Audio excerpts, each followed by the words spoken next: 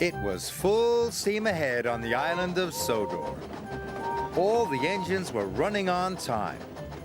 They wanted to finish their work quickly because tonight was Halloween. The engines loved seeing the children in their Halloween costumes. And the engines loved to hear tales of ghostly engines and scary steam trains. That evening, Sir Topham Hatt came to Tidmouth Sheds. "Thomas and Emily, you must go to the smelter's yard," he said. "An important delivery of iron must be collected right away." "Yes, sir," they puffed. Percy thought the smelter's yard was spooky. He was worried about his friends. "Look out for ghosts," he whistled nervously. "It is Halloween." "There's no such thing as ghosts," Thomas said cheerfully. "It's just silly make-believe," added Emily. And they steamed off to the smelter's yard. The sun was setting, and it was getting dark. "Imagine being scared of Halloween," puffed Thomas. "Or the smelter's yard," sniffed Emily. "Pah," added Thomas. Thomas and Emily enjoyed feeling brave.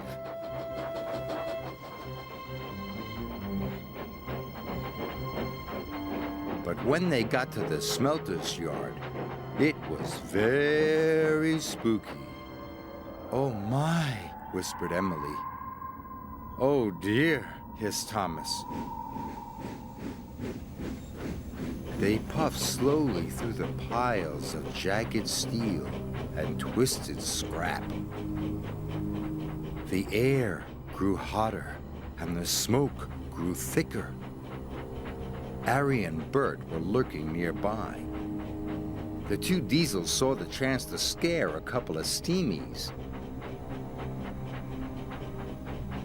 When Thomas and Emily rolled by, they moaned and groaned. It sounded spooky. "What was that?" snapped Emily. "You said there was no such thing as ghosts." "Silly make-believe, you said," gasped Thomas. Suddenly, a freight car began to shudder and shake. "Cinders and ashes!" cried Thomas. "Help!" wailed Emily. "It's a ghost! Let's get away from here!" They didn't know Harry and Bert had been bumping the flatbed's buffers. The two naughty Diesels were having great fun. Thomas and Emily pulled up to the smelting shed. They gasped at the ghostly shadows and fizzing sparks. Their wheels felt as if they were frozen, but they had to go inside. "I hope the ghost hasn't gone in there," quaked Thomas. "Me too," quivered Emily.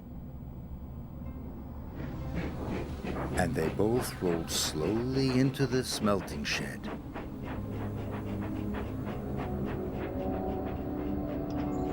Inside, chains clanked and strange shadows danced across the walls. Must be brave, Thomas puffed. But it was spooky. Emily was turning around, ready to shun some freight cars. Suddenly, a great whoosh of sparks lit up the shed. "Bust my buffers!" cried Emily. Emily was scared. She didn't notice the huge white tarp. It fell, covering her from funnel to footplate. "The ghost! It's got me!"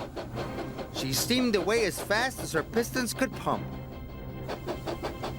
Thomas thought Emily was the ghost, and he raced out of the smelting shed.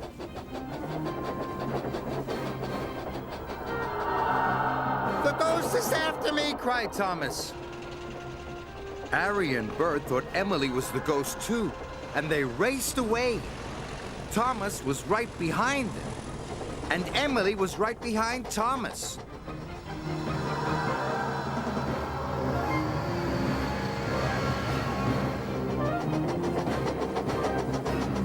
"Help!" Emily cried. "The ghost has got me!"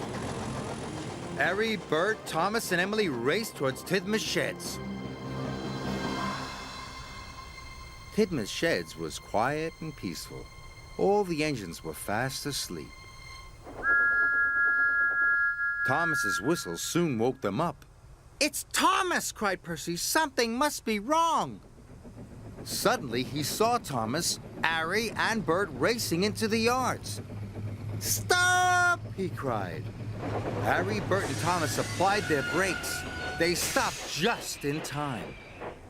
"The ghost is after us," whistled Thomas. Percy was scared. But just then, Emily raced under a signal and the tarp flew off.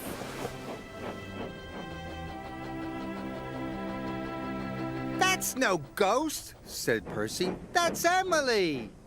The engines didn't feel scared anymore, but they did feel foolish. Sir Topham Hatt arrived wearing his pajamas. "What is all this fuss and bother?" he boomed. "It has caused confusion and delay." "But, sir," cried Thomas, "the flatbeds were rattling." "And we heard moaning," said Emily.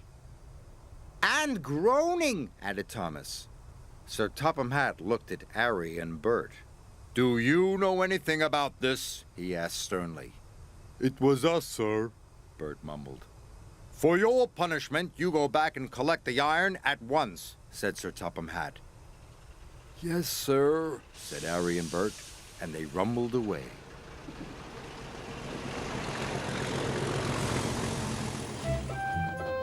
Whenever Thomas and Emily went back to the smelter's yard, they knew there was nothing to be scared of. After all, there is no such thing as ghosts. It was all silly make-believe.